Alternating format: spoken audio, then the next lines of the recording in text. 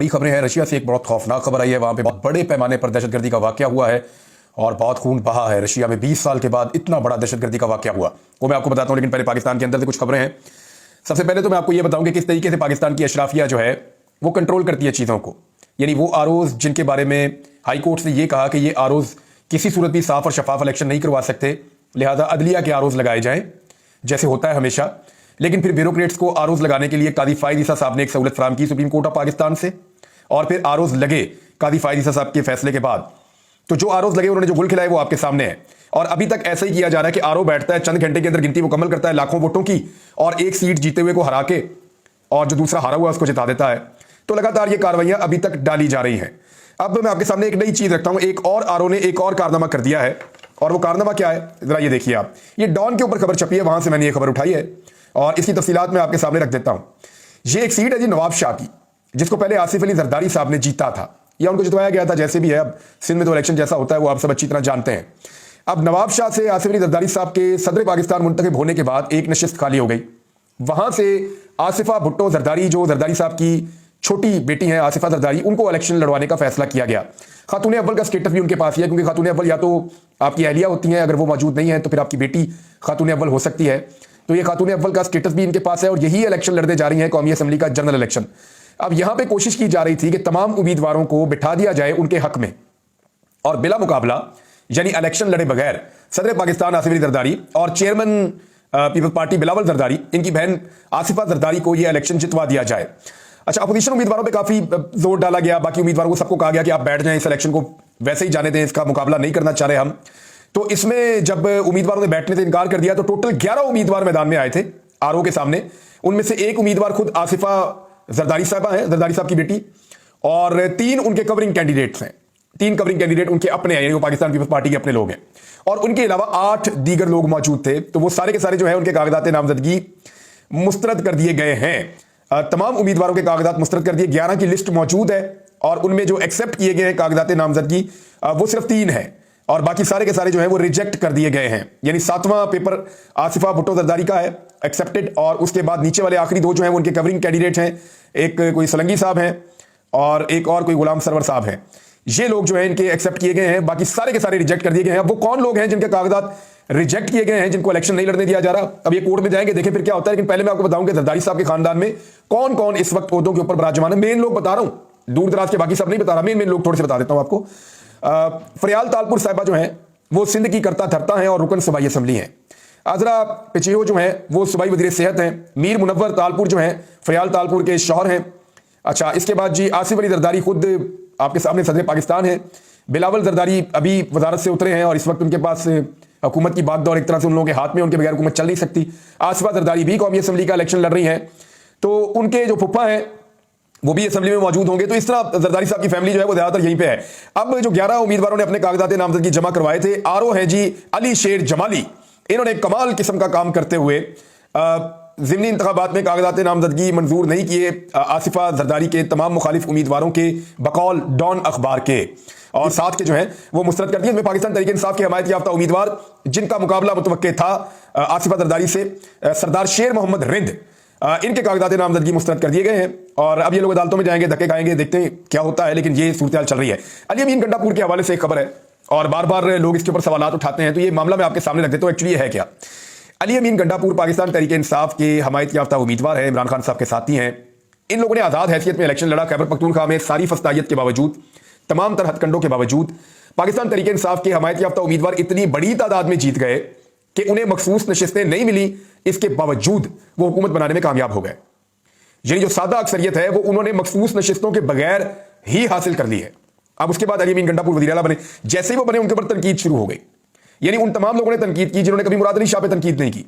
उन तमाम लोगों ने तनकीद की जिन्होंने मरियम नवाज पे तनकीद नहीं की कि इनका क्या सियासत के अंदर रोल है या इनकी काबिलियत क्या है। अली अमीन गंडापुर तो पहले वफाकी वजीर भी रह चुका है, और अली अमीन गंडापुर एक सियासी वर्कर है। गो कि आप उनकी शख्सियत से एतराज कर सकते हैं, लेकिन वो एक सियासी वर्कर है, बहुत पुराना सियासी वर्कर है, बहुत लंबे अरसे से काम कर रहा है। वो तमाम लोग जिन्होंने आज तक किसी चीज पे एतराज नहीं किया, वो अली अमीन गंडापुर के वज़ीर आला बनने पे एतराज कर रहे थे। अब एक नया पैंतरा खेला जाता है। देखिए, पाकिस्तान तहरीक इंसाफ या अली अमीन गंडापुर या उनकी जमात के बाकी लोग जो हैं वो ये समझते हैं कि फॉर्म 47 के ऊपर बनने वाली वफाकी हुकूमत या पंजाब हुकूमत वो अवामी मैंडेट को चोरी करके आए हैं, अवामी मैंडेट के मुताबिक वो हुकूमत नहीं बनी, तो वो कहते हैं हम इसकी इखलाकी हैसियत को नहीं मानते। जब वो ये कहते हैं कि हम इसकी इखलाकी हैसियत को नहीं मानते तो फिर उनके ऊपर तनकीद ये की जाती है फिर आप उनसे मिलते क्यों हैं, या आप उनसे बात क्यों करते हैं, या आप उनके साथ तस्वीर क्यों बनाते हैं। तो मामला ये है कि हुकूमत तो बनाई गई है जैसे भी बनी है, पाकिस्तान का हर शहरी जानता है, पाकिस्तान से बाहर दुनिया जानती है, अमेरिका और यूरोप के अंदर मुतालबात हो रहे हैं इस हुकूमत को लेकर, जिस तरह के ये इंतखाबात हैं, ये सारी चीजें अपनी जगह पे। लेकिन क्या अली अमीन गंडापुर ने सूबा नहीं चलाना?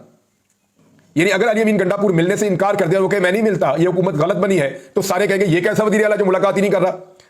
यानी एक दिन अली अमीन गंडापुर इस्लामाबाद में थे, शहबाज शरीफ साहब खैबर पख्तूनख्वा में गए, अली अमीन गंडापुर ने रिसीव नहीं किया, तो तमाम अखबारात के फ्रंट के ऊपर ये खबरें छप गई और तमाम मीडिया ने मातम करना शुरू कर दिया कि रिसीव क्यों नहीं किया वज़ीर आज़म को।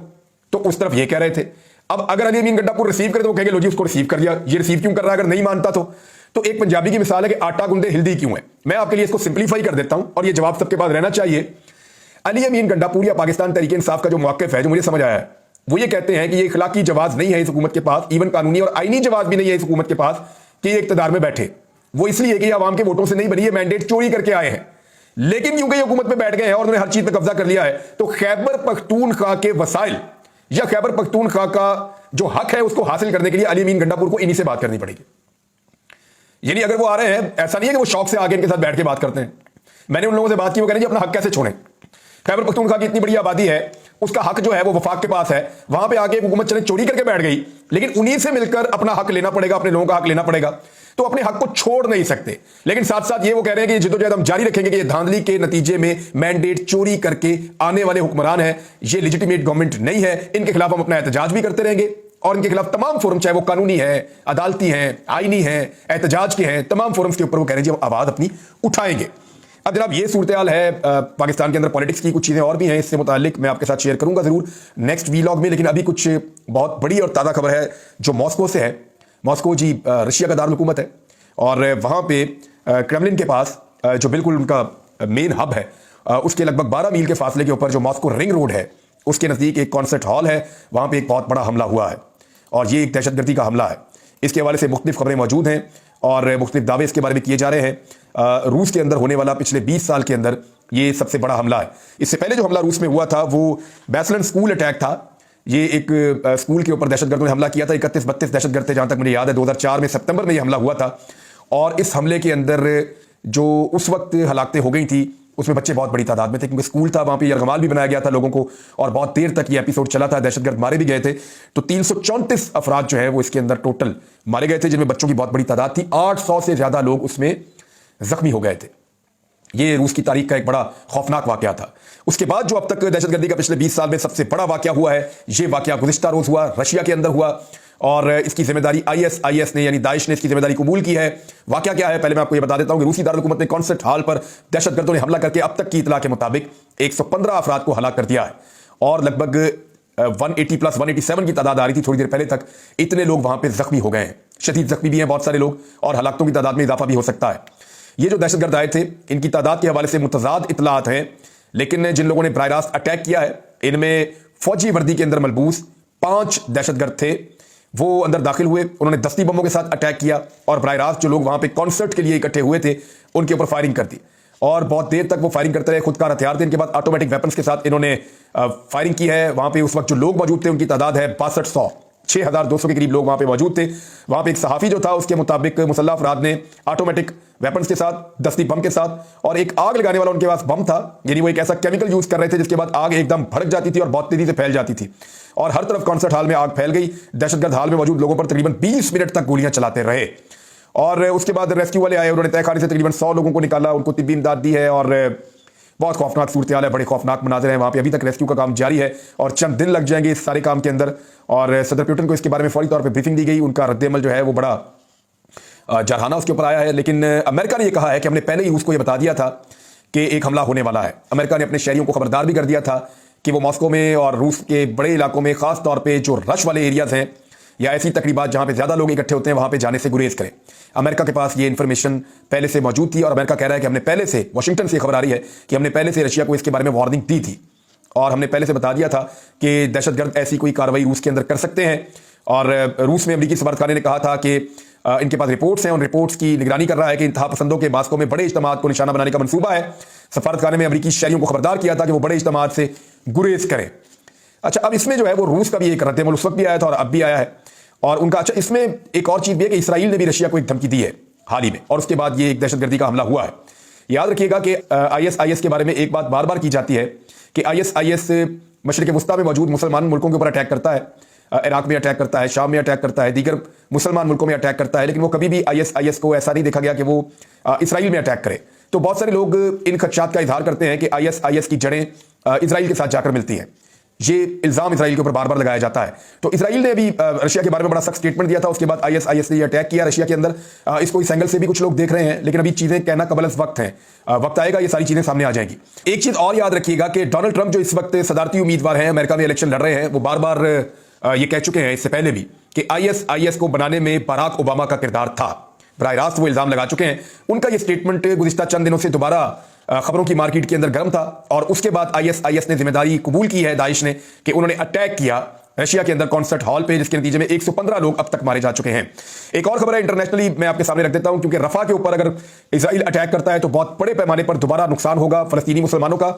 और इसराइली वज़ीर आज़म ने अपने मुस्तकिल इत्तेहादी अमेरिका को यह कह दिया है कि अगर अमेरिका ने रफा पर हमले के लिए हमारी इमदाद ना की और हमें सहूलियात फराहम ना की, जैसे कि पहले 5 महीने से वो कर रहा है, अगर अमेरिका ने ऐसा ना भी किया तो भी इसराइल अकेले रफा के ऊपर अटैक करेगा और उसे कामयाब बनाने की कोशिश करेगा।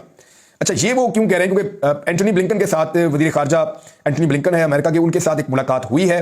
नेतन्याहू के दफ्तर ने फिर यह बयान जारी किया है और उन्होंने ये कहा कि हर कीमत के ऊपर रफा पर इसराइल हमला करेगा। उसका नतीजा क्या होगा ये चीज़ें मैं आपको अगले वीलॉग में बताऊंगा, लेकिन अब तक के लिए इतना ही। इसराइल के लिए और अमेरिका के लिए और रूस के लिए ये एक बहुत क्रूशल टाइम है। देखते हैं कि यहाँ पे क्या डिसीजन होता है। चीज़ें आपके साथ शेयर करेंगे। अब तक के लिए इतनी, अपना ख्याल रखिएगा।